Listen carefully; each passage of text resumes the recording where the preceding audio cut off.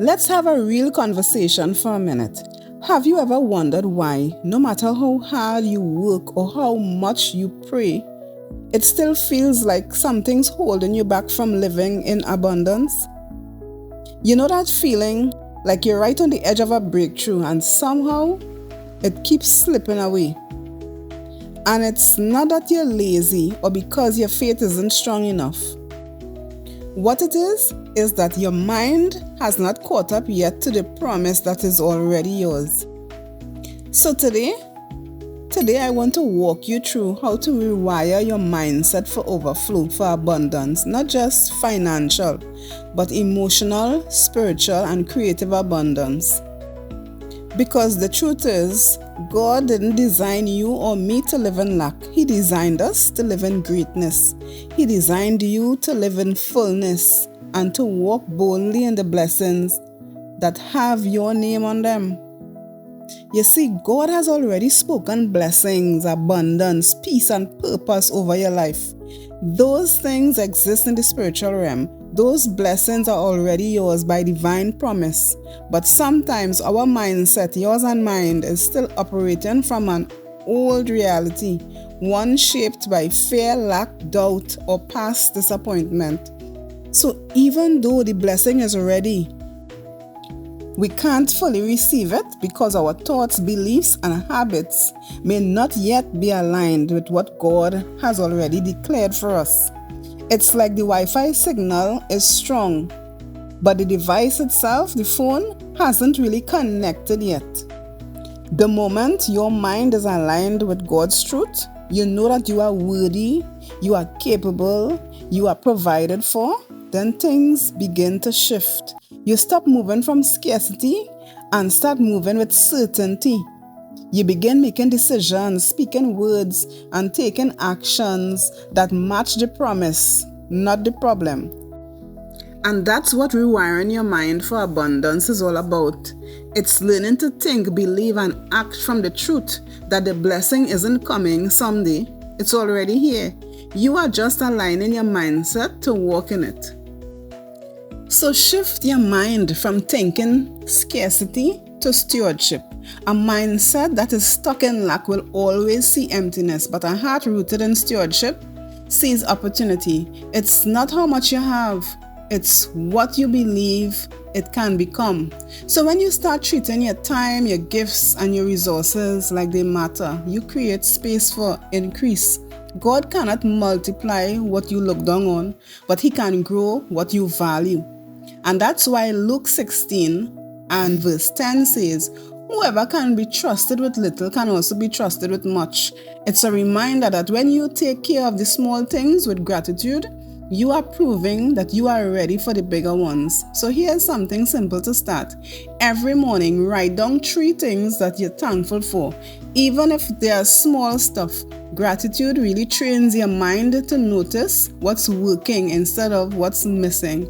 And that's where abundance begins. So a third point is to stop rehearsing failure. Let's be honest. How many times have you found yourself stuck replaying the same old mistakes or worrying about everything that could possibly go wrong? It's like your mind has its own little movie theater and it keeps showing reruns of the things you wish that you could forget. But here's the thing, your brain actually listens to you. Whatever message you repeat the most, it starts to believe. So if you keep feeding it fear, it builds walls to protect you. But when you start feeding it with faith, it builds doors that open to new possibilities. You don't have to stay trapped in those old stories. You can choose a new script, one that speaks life, hope, and abundance. Every time that negative voice starts to speak, pause and say, that's not my truth anymore.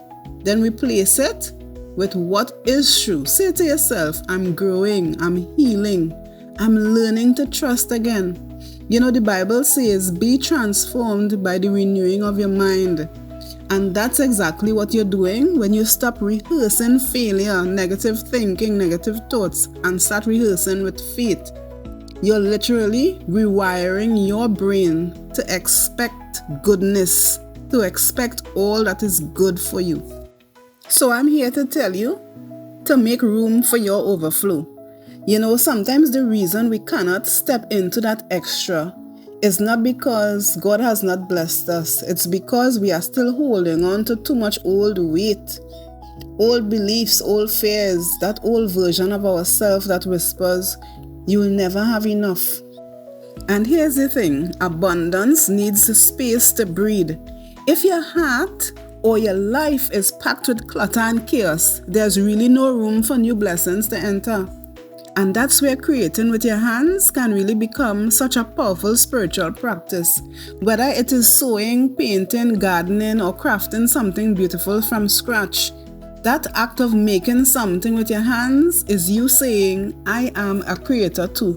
You are aligning with God, the ultimate creator, and declaring abundance through your actions. When you turn raw materials into something valuable, you remind yourself that there is always more where that came from. You stop waiting for abundance to show up and start building abundance with what you already have been blessed with, which is your talent, your skills. So maybe clearing space for abundance starts with you letting go of what drains your energy and filling your life with things that make you feel alive and purposeful and proud. The more you create, the more connected you will feel to the source of creation itself. And that's where abundance truly begins, in the hands of a woman who has decided to make something worthwhile out of what she has been given. A fifth point is to align your actions with abundance. So let's talk about action for a minute, because mindset alone will not move the needle unless you move with it. You could think positive, pray, and speak life all day long, but if you don't put some action behind that faith, it just remains like a wish. The scriptures tell us, faith without works is dead. So yes, keep praying for abundance, but you also have to start walking like abundance is already yours. So start showing up with confidence like the blessing has already been delivered to your doorstep. Because when your actions line up with your faith, that's when you see the progress. And that means showing up differently. Not from fear or desperation, but with confidence and purpose. If you have been blessed with a creative gift, use it. Sew the dress, paint the canvas, bake the bread, start the business. Don't wait until it's perfect. Start with what you have now, today.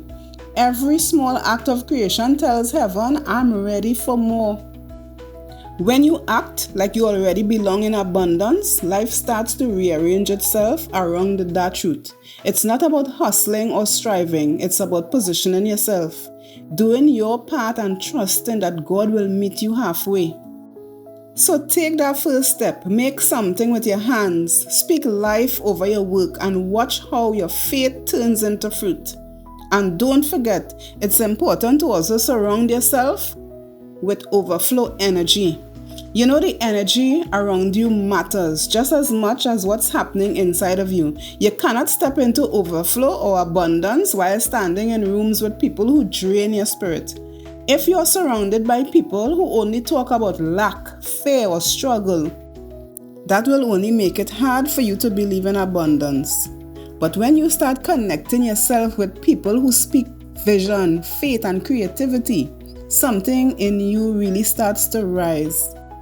So find your circle, find your tribe, find the women who will clap when you win, the ones who pray with you when you're tired and remind you that God's promises have not expired.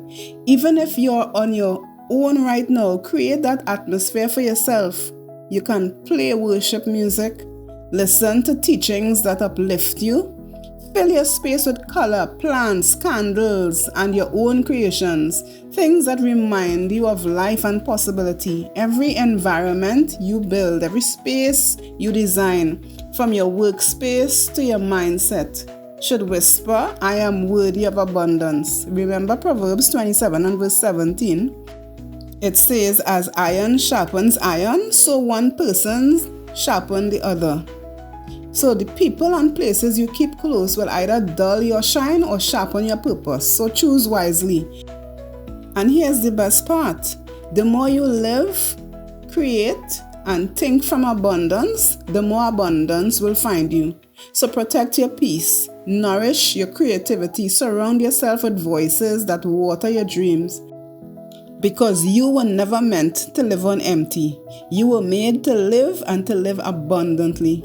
So if this message stirred something within you, please don't keep it to yourself. I would really appreciate it if you would like this video, share it with another woman who is ready to rise, and subscribe for more inspirational weekly content about healing, abundance, and purpose. You know, my channel is a really small channel and I need your help to grow. So hit that subscribe button. Let's grow together, heart, hands, and mindset into everything that God has designed us to be. See you in the next video.